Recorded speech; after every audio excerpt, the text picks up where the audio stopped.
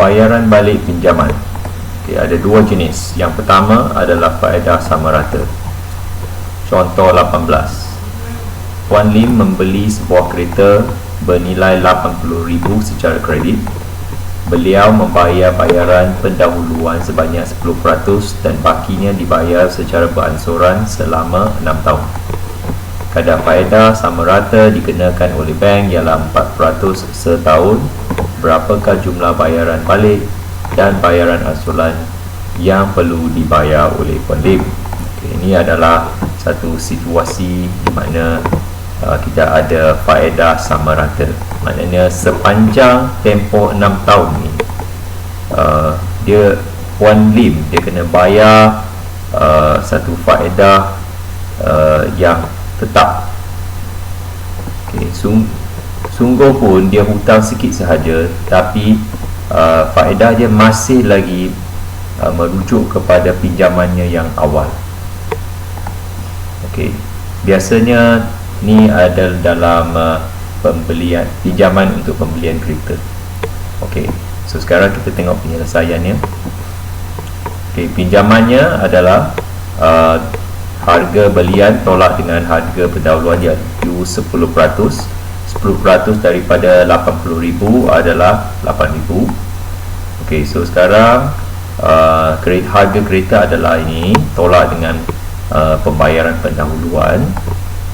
Maknanya dia pinjam 72,000 daripada bank. Jadi faedah selama 6 tahun adalah 72,000 darab dengan 4% darab dengan 6, iaitu ni. Maknanya dalam tempoh ini Puan Lim kena bayar faedah sebanyak RM17,000 di atas pembelian untuk keretanya. So jumlah bayaran balik adalah ini. Maknanya harga kereta sebenarnya adalah ini dan bukannya ini sahaja.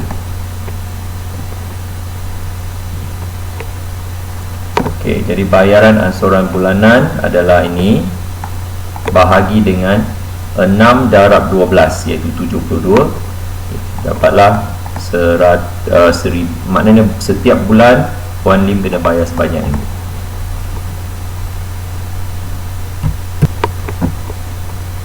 Bayaran balik pinjaman dan bayaran ansuran. Apabila kita meminjam daripada bank, ada dua cara faedah itu dikira. Yang pertama adalah faedah sama rata. Kita tengok contoh 18. Puan Lim membeli sebuah kereta bernilai 80,000. Beliau membayar bayaran pendahuluan sebanyak 10%. Baki dibayar secara ansuran selama 6 tahun.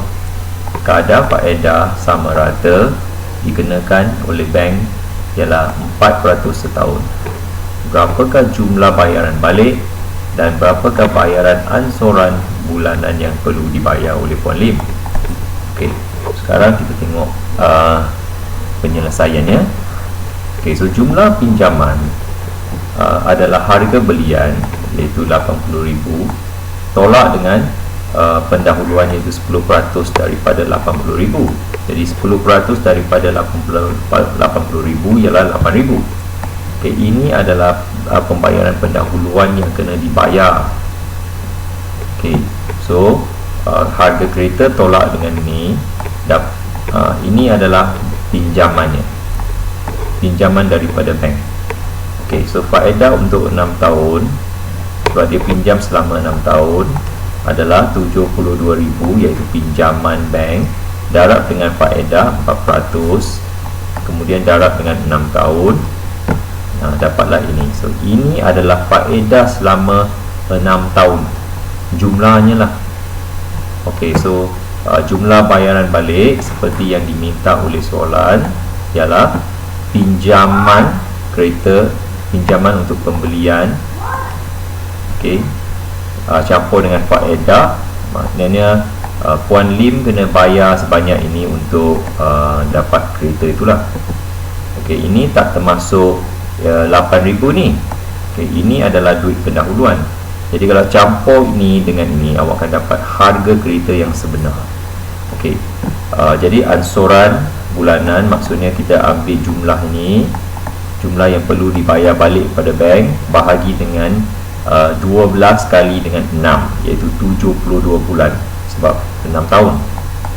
Okey, so tekan kalkulator akan dapat ini. Jadi ini adalah jumlah yang Puan Lim kena bayar setiap bulan. Okey.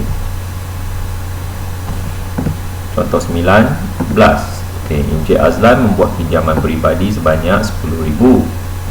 Okey, daripada Bank Mulia dengan kadar 4% setahun. Tempoh bayaran balik ialah 7 tahun. Okey, berapakah ansuran bulanan? Baik, kita tengok jawapan.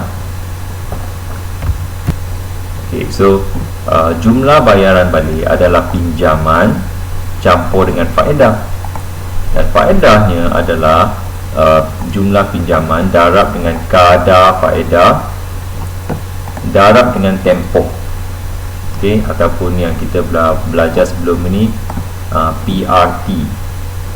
Okey, so faedah yang Encik Azlan dia kena bayar selepas 7 tahun adalah RM2,800.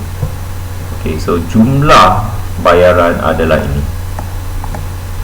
Okey, kemudian ansuran bulanan. Ansuran bulanan adalah jumlah bayaran bahagi dengan bilangan bulan dalam 7 tahun. Jadi 7 darab dengan 11 adalah 84. Jadi setiap bulan Encik Azlan akan bayar sebanyak ini balik kepada Bank Mulia.